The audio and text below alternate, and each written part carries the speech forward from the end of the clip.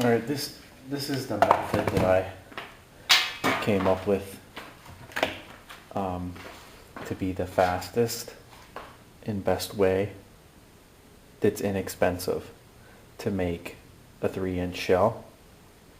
And these shell casings, I did buy these. I got like 200 of them for $40 off of eBay. I just happened to luck out and they were on there, and they're pretty thick. They're probably 3/32 of an inch thick. And I just got 2 halves. They pair up pretty nice to each other. They're not all symmetrical, but these two are pretty good. And I got this little tube here. You could buy this on eBay or wherever. They're pretty cheap too. And I use 2.2 millimeter Visco, and I have a bunch of it, and the burn rate is perfect for half of this tube to use as like a time fuse. So I just take these with a pair of side cutters and cut them in half, and then the fuse or fuses will have to burn through this tube, and that's the time. So what I'm going to do, it's got a spade bit here that has a pretty sharp point. I'm going to put a hole in here, right, just anywhere. It's not that critical. Just big enough to get both of those fuses in there. I'm just going to take both of them, and I'm going to leave some hanging out the bottom. It's not really even critical at this point. Take a hot glue gun, just put a blob of hot glue in there, and then pull them in just a tad. So now I've got 2 pieces of Visco sticking out of half of a hemisphere. Then take the hot glue gun, and inside here, this is pretty important. This has to be 100% sealed off, or your shell will flower pot for sure. So you get a nice blob of hot glue in the bottom of this, and then slip one of these little tubes over top, and then press it down in there real good. If you have any void, your lift powder will blow through here and it'll ignite the shell prematurely, or when your fuse lights in the tube, it will shoot out of the bottom and then also light it prematurely. And then once that it cools down for a minute, which I'm going to just force it, but you then take your hot glue gun and squirt some down in this tube, and push the fuses the other side. Ow. Squirt some more down in there. And that'll just allow, when those fuses light, they won't prematurely shoot sparks up into the center of the shell. If you don't do any of that, it'll as soon as your lift powder lights, the shell will ignite. And these don't have to be that long, so I'm just going to cut them off. And that is the whole setup for the time fuse.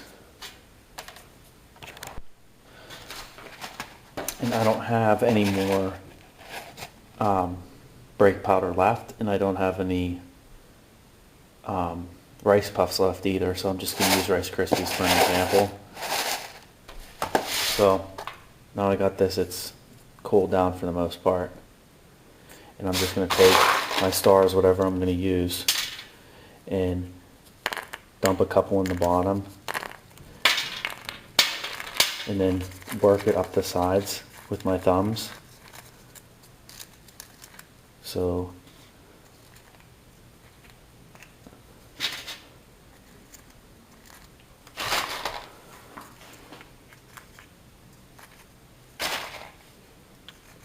I'm going to try to get close to the equator of this thing as I can. And I'm going to say that that's good enough. And then once I get it to that point, I'm going to take my brake charge and just fill up the void. And try to be level. And that's it. So if that was our brake charge, that's what I would do. And then on the other side of the hemisphere,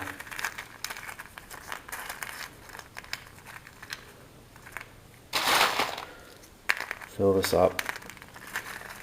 push them up the sides.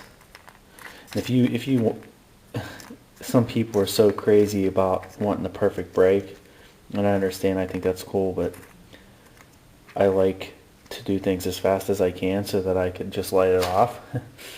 And so I'm going to do it like that. You can kind of see that that's all the way to the bottom there, just one layer. Okay, and take the other half, fill it up.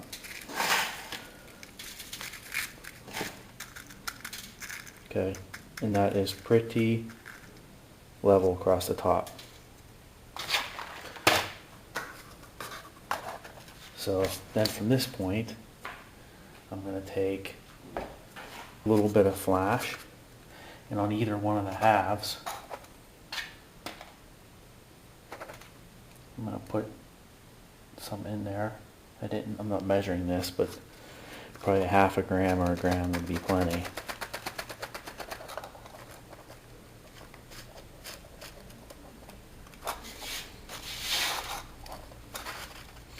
Then from here, got these quick grip clamps. I got about 5 of them.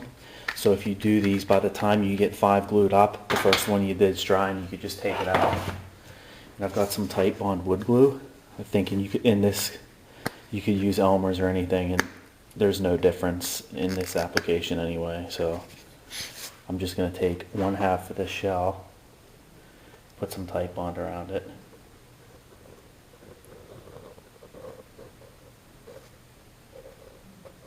That,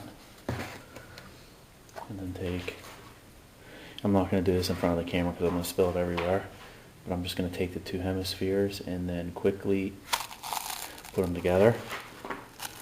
And then if you know you're packing this pretty tight, so you might have to give it a little bit of a tap, flip it over. Okay, and then once you get that to close up nice,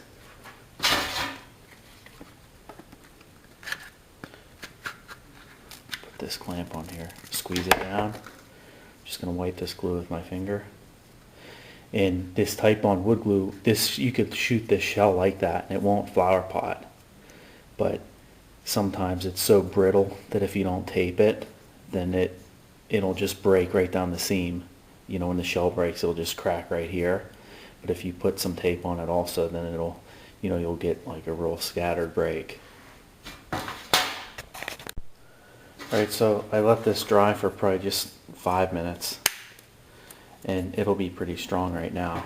The glue's not totally dry, but it sets up quick. And then I got this gum tape that they use for cardboard boxes, and a paintbrush with some water. I'm just going to take 1 strip of this. I got 3 strips about 1 foot long. And just wet it, and then take this shell, go around here 1 time, like that. It'll get on there nice and tight, right over the seam.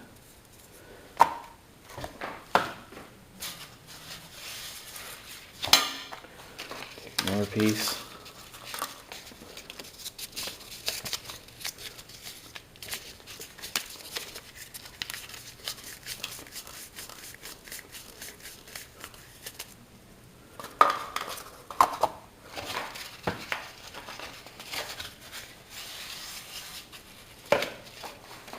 The last one.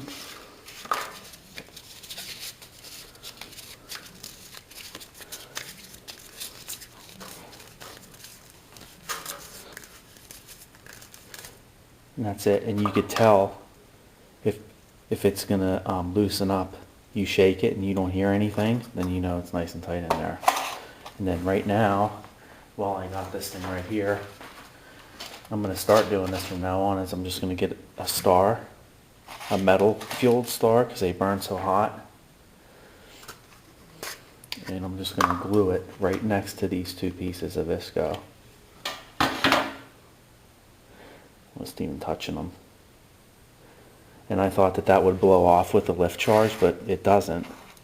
So if neither one of these would light, this is going to light, and it will, anything within 1 inch of this star is going to burn. And then I'm going to take both pieces of visco and get a pair of side cutters and first cut them off shorter. I'm going to take both of them and I'm going to snip them right down the middle.